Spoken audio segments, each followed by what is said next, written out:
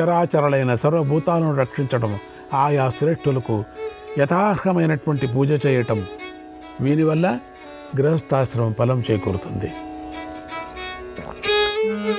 జ్యేష్ఠానుజ్యేష్ఠ పత్నీనాం జ్యేష్ఠానుజ్యేష్ఠ పత్నీనాం భ్రాతॄణాం పుత్ర నప్తృణాం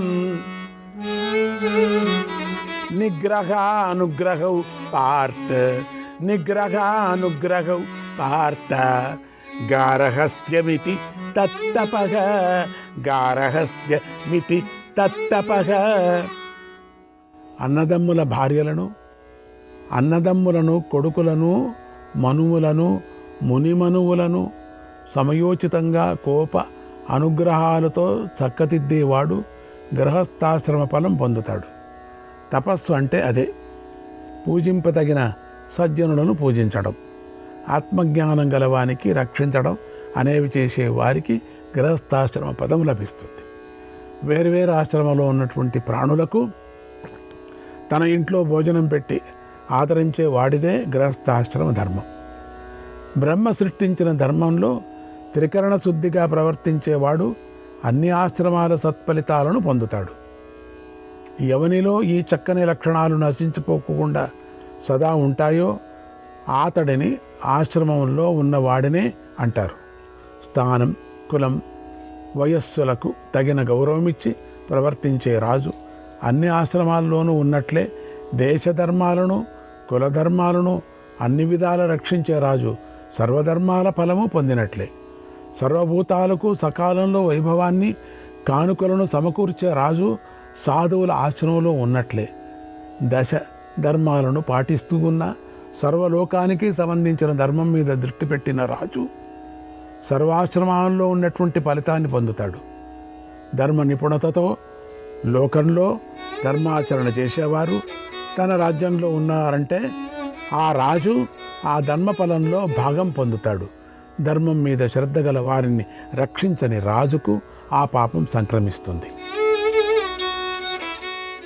ఏ చాప్యత్ర సహాయాగ స్యుః ఏ చాప్యత్ర సహాయాః స్యుః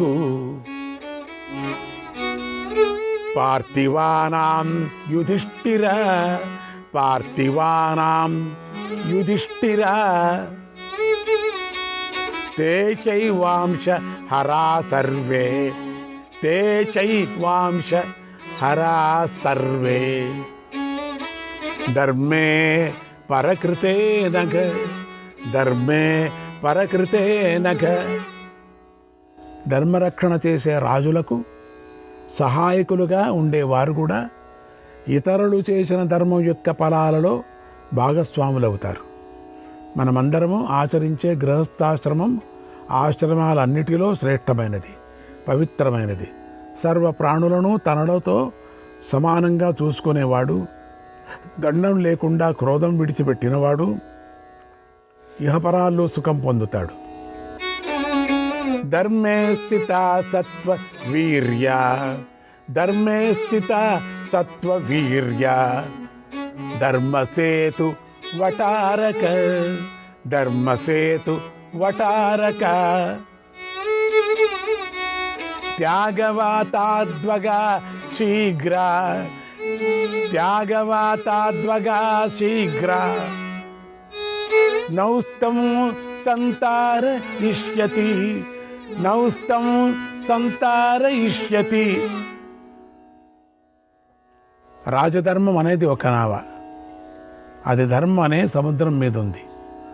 సత్వగుణం దాన్ని నడిపించే బలం, ధర్మశాస్త్రం దాని లంగర్, అది త్యాగం అనే గాలి ప్రేరణతో వేగంగా వెడుతుంది.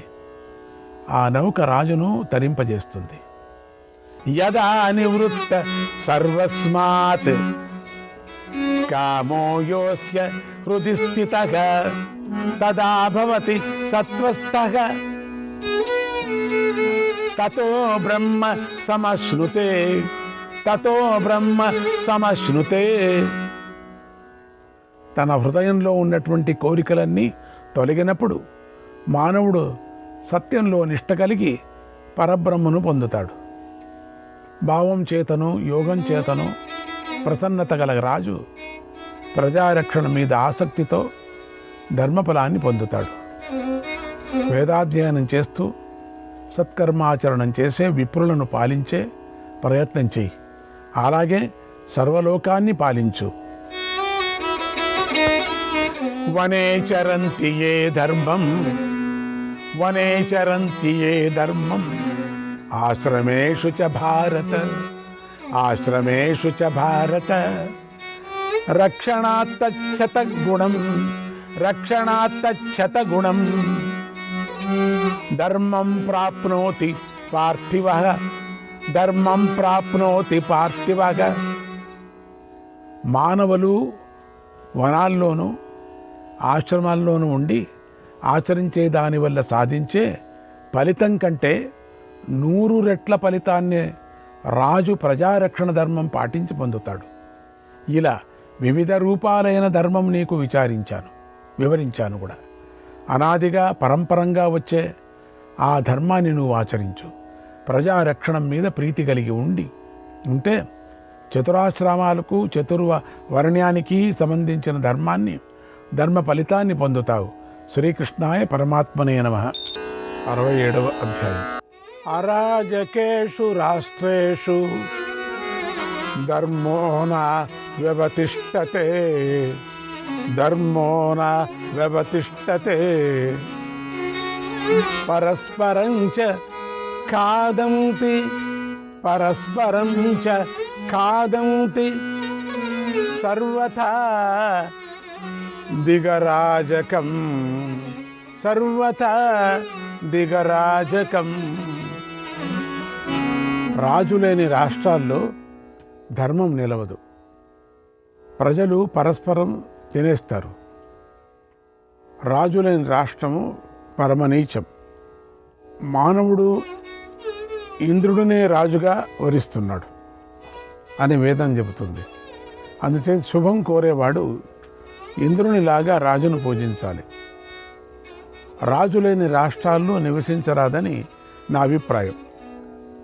రాజులేని రాష్ట్రాల్లో అగ్నిహోత్రుడు కూడా హవ్యాలను స్వీకరించడు. అరాజకలైనటువంటి రాష్ట్రాలను రాజ్యకాంక్షతో బలీయుడైన ఆక్రమించాలని వస్తే ఆ రాజును రాష్ట్ర ప్రజలు ఎదురోకి వెళ్ళి సత్కరించాలి. ఎందుచేత అంటే దీన్ని చెప్పటం అరాజకం కంటే మించిన పాపం మరొకటి లేదు అని అర్థం. ఆ బలీయుడు చక్కగా పాలిస్తే రాజ్యమంతా కుశలంగా క్షేమంగా ఉంటుంది. కోపిస్తే రాజ్యమంతా నిశ్శేషమైపోతుంది. భూయాంసం లభతే క్లేశం, భూయాంసం లభతే క్లేశం, యా గౌర్భవతి దుర్దుఃఖ, యా గౌర్భవతి దుర్దుఃఖ, అతయా సుదుఃఖ రాజన్ నైతాం వితుదంత్యపి, నైతాం వితుదంత్యపి. పాలు పితకటంలో ఆవుని పితికేవాడు ఆ ఆవును కట్టిపెట్టి పాలు పితుకుతాడు. అదే సుఖంగా పితకనిస్తే దానికి గోటితో కూడా ఎవరు గిల్లరు. కాల్చకుండానే మెత్తబడి వంగేదాన్ని ఎవరూ కాల్చరు. స్వయంగా వంగే కర్రను లోకులు వంచరు. ఈ పోలికని అనుసరించి బలవంతుని దగ్గర వంగి ఉండాలి. బలవంతుడికి వంగి నమస్కరిస్తే ఇంద్రునికి నమస్కరించినట్లే. అందుచేత అభ్యుదయం కోరేవాడు బలవంతుడనే రాజుగా చేయాలి. రాజు లేకపోతే ధనం వల్ల కానీ భార్య వల్ల కానీ ఏ ప్రయోజనము ఉండదు. రెండూ దక్కకుండా పోతాయి. రాజు లేని దేశంలో పాపాత్ముడు పరుల ధనాన్ని హరించి ప్రీతిని పొందుతాడు. ఇతరులు వాడి సొమ్మునంతా హరించి వేస్తే అప్పుడు వాడు రాజు తప్పక ఉండాలి అంటాడు. రాజు లేని దేశంలో పాపాత్ములు కూడా ఎప్పుడూ క్షేమంగా ఉండరు. ఒకరిని ఇద్దరు దోచుకుంటే ఆ ఇద్దరిని చాలామంది కలిసి దోచుకుంటారు. దాసుడు కాడిన వాడిని కూడా దాసుడిగా చేసుకుంటారు. బలవంతగా స్త్రీలను ఎత్తుకొని పోతారు. ఈ కారణం చేతనే దేవతలు ప్రజాపాలకులను సృష్టించారు. రాజా చేన్న భవేల్లోకే, రాజా చేన్న భవేల్లోకే, పృథివ్యాం దండధారకః, పృథివ్యాం దండధారకః, జలే మత్స్య నివాభక్ష్యన్, దుర్బలం బలవత్తరాగ, దుర్బలం బలవత్తరాగ. ఈ లోకంలో దండం ధరించిన రాజు లేకపోతే నీటిలో చిన్న చేపలను కూడా పెద్ద చేపలు మింగేసినట్లు దుర్బలులను బలవంతులుగా మృంగివేస్తారు. అంటే బలవంతులు మృంగివేస్తానే వేస్తూ ఉంటారు. అలాగే పూర్వం చేపల్లాగా రాజులేని రాజ్యంలోని ప్రజలు ఒకరినొకరు చంపుకొని తినేశారని కూడా మనం విన్నాం కదా. అప్పుడు ప్రజలంతా ఒకచోట చేరి కొన్ని కట్టుబాట్లు చేసుకున్నారని విన్నాం. పరుషంగా మాట్లాడేవాడు, కఠినంగా శిక్షించేవాడు, ఇతరుల ధనం అపహరించేవాడు, వీరందరినీ వెలివేయాలి అని ఏర్పాటు చేశారు.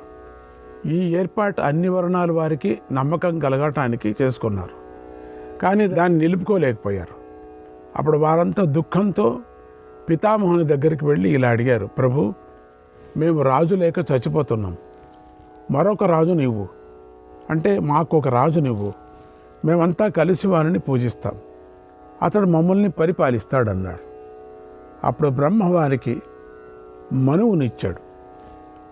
కానీ మనువు వారి కోరికను అంగీకరించలేదు. మనువు ఇలా అన్నాడు, నేను ఈ పాపకృత్యానికి భయపడుతున్నాను.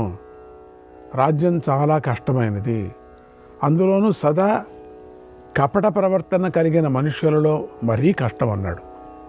అప్పుడు ప్రజలంతా మనువుతో భయపడకు, పాపం కర్తలనే పొందుతుంది, పశువులను, బంగారాన్ని, ధాన్యమును నీ కోశవృద్ధి కోసం ఇస్తాయి. వివాహానికి సిద్ధంగా ఉన్న కన్యలలో అందమైన కన్యను నీకు భార్యగా ఇస్తాం. ముందు భాగాన ఆయుధం, వాహనం దాల్చిన ప్రధాన పురుషులు ఇంద్రుని ముందు దేవతల్లాగా నీ ముందు వస్తారు. అప్పుడు బలవంతుడైనటువంటి ఇతరులకు ఎదురింప శక్యం కాని పరాక్రమవంతుడు అవుతావు నువ్వు. కుబేరుడు యక్షులను, రాక్షసులను లాగా మమ్మల్ని అందరినీ సుఖంగా భరిస్తాడు. రాజరక్షణ కలిగి ధర్మం చక్కగా ఆచరించే ప్రజలు తమ ధర్మఫలంలో 4వ భాగం నీకు ఇస్తారు. సుఖంగా పొందిన ఆ మహాధర్మ బలంతో శక్తి పొంది ఇంద్రుడు దేవతలను రక్షించినట్లు మమ్మల్ని నీవు కాపాడగలవు. శత్రువుల గర్వం నశింపజేయి, నీకు సర్వదా జయం కలుగుగాక అన్నారు. అప్పుడు మహా తేజస్వి అయినటువంటి అతడు బలవంతుడై మహాజన సముదాయంతో ప్రకాశిస్తూ బయలుదేరాడు. ప్రజలంతా అతడి మహత్వం చూసి భయపడి తమ ధర్మం మీద మనసు నిలిపారు. అప్పుడు మనువు వర్షం కురిసే పర్జన్యునిలాగా పాపాలను నశింపజేస్తూ అందరినీ తమ పనులలో నిలిపి భూమి అంతా పర్యటించాడు. ఇలా శుభాలు, సంపదలు కోరేటువంటి మానవులంతా ప్రజానుగ్రహం కలగటం కోసం ముందుగా రాజును ఏర్పరచుకోవాలి. నమస్యేరంశ్చ తం భక్త్యా, నమస్యేరంశ్చ తం భక్త్యా, శిష్యా ఇవ గురుం సదా, శిష్యా ఇవ గురుం సదా, దేవా ఇవ చ దేవేంద్రం, దేవా ఇవ చ దేవేంద్రం, తత్ర రాజాన మంతికే, తత్ర రాజాన మంతికే. శిష్యులు గురువుకు, దేవతలు దేవేంద్రునకు నమస్కరించినట్లు ప్రజలందరూ రాజుకు భక్తితో నమస్కరించాలి. సత్కృతం స్వజనేనేక, సత్కృతం స్వజనేనేక, పరోపి బహుమన్యతే, స్వజనేన త్వజ్ఞాతం, స్వజనేన త్వజ్ఞాతం, పరే పరిభవంత్యుత, పరే పరిభవంత్యుత. తనవారు గౌరవిస్తే వాడిని ఇతరులు కూడా గొప్పగా భావిస్తారు. తనవారు పరాభవిస్తే ఇతరులు కూడా వాడిని పరాభవిస్తారు. ఇతరులు రాజును పరాభవిస్తే అది అందరికీ దుఃఖం కలిగిస్తుంది.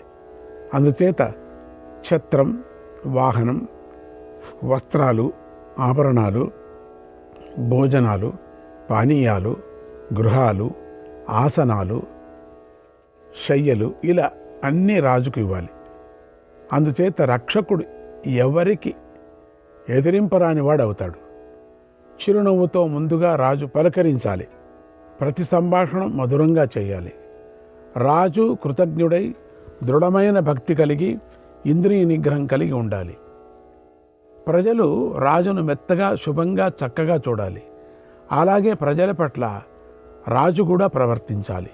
శ్రీకృష్ణాయ పరమాత్మనే నమః. 68వ అధ్యాయం. మానవాధిపతి అయినటువంటి రాజును విప్రులు దైవతమని ఎందుకంటారో నాకు చెప్పు అని ధర్మరాజు ప్రశ్నించాడు. అప్పుడు భీష్ముడు చెప్తున్నాడు, ఈ విషయంలో వసుమనుడు అనే రాజు బృహస్పతిని అడిగిన పురాతనమైన ఇతిహాసం ఉదాహరిస్తారు. బుద్ధిమంతులలో ఉత్తముడైన వసుమనుడనే కోసల దేశపు రాజు బృహస్పతిని ఇలా అడిగాడు. రాజు వినయపూర్వకంగా బృహస్పతికి యథావిధిగా ప్రదక్షిణ నమస్కారాలు చేశాడు. రాజ్యానికి, సర్వలోకానికి హితం, సుఖం చేకూర్చాలని ధర్మశీలుడైనటువంటి బృహస్పతితో రాజ్య విధిని గురించి ఇలా అన్నాడు. మహాప్రాజ్ఞ, దేని వలన ప్రాణులు వృద్ధి పొందుతున్నారు, దేని వలన నశిస్తున్నారు, ఎవరిని అర్చించి సుఖపడుతున్నాయి. బృహస్పతి అతనికి రాజసత్కారం గురించి ఇలా చెప్పాడు.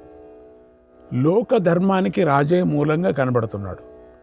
రాజభయం చేతనే ప్రజలు ఒకరినొకరు తినివేయకుండా ఉంటున్నారు. హద్దులు దాటి ఇతరుల సంపదలపై ఆసక్తి కల లోకాన్ని అంతటినీ రాజే దండనీతి అనే ధర్మంతో చక్కదిద్దుతున్నాడు. సూర్యుడు, చంద్రుడు ఉదయించకపోతే ప్రాణులన్నీ ఒకరినొకరు చూడలేక కారు చీకటిలో మునిగిపోతాయి కదా. నీరు తరిగిపోయిన చెరువులో చేపలు హింసిస్తారనేటువంటి భయం లేనప్పుడు పక్షులు ఇష్టం వచ్చినట్లు అడ్డు ఆపలేకుండా విహరిస్తాయి. ఒకదానినొకటి రోజు చంపుకుంటాయి. హద్దులు మీరి ప్రవర్తిస్తాయి. త్వరలో నశించిపోతాయి, సందేహం లేదు. అలాగే రాజు లేకపోతే ఈ ప్రజలంతా పశువుల కాపరి లేని పశువులలాగా గాఢాంధకారంలో మునిగి చచ్చిపోతారు. బలవంతులు, బలహీనులు సంపదలను దోచుకుంటారు. ఎవరైనా అడ్డుపడి రక్షించుకుంటూ ఉంటే వారిని కూడా చంపేస్తారు. ఇదంతా రక్షించే రాజు లేకపోతే జరిగే పని. రాజే ప్రజలను రక్షింపకపోతే ఇది నాది అని చెప్పుకున్నటువంటి ఆస్తి ఉండదు. భార్య లేదు, పుత్రుడు లేడు, ధనం లేదు, ఇల్లు లేదు, వాకిలి లేదు. దేశమంతటా అన్నిటికీ లోపమే కానీ సమృద్ధి ఉండదు. పాపాత్ములు వాహనాలను, వస్త్రాలను, అలంకారాలను, రత్నాలను ఇలా అన్నిటినీ ఒక్కసారిగా దోచుకుంటారు. రాజు రక్షింపకపోతే ధార్మికంగా బ్రతికేవారి మెడ మీద కూడా ఎన్నో ఆయుధాలు పడతాయి. అందరూ అప్పుడు అధర్మాన్ని ఆచరిస్తారు. రాజు పరిపాలన చేయకపోతే తల్లిని, తండ్రిని, వృద్ధులను, ఆచార్యుని, అతిథులను, గురువును అందరినీ బాధిస్తారు, చంపేస్తారు. రాజు రక్షణ చేయకపోతే నిత్యము ధనవంతులకు చావులు, బంధనాలు, ఇతర బాధలు తప్పవు. మమకారం అనేది ప్రజలకు తెలియకుండా పోతుంది. శ్రీకృష్ణాయ పరమాత్మనే నమః.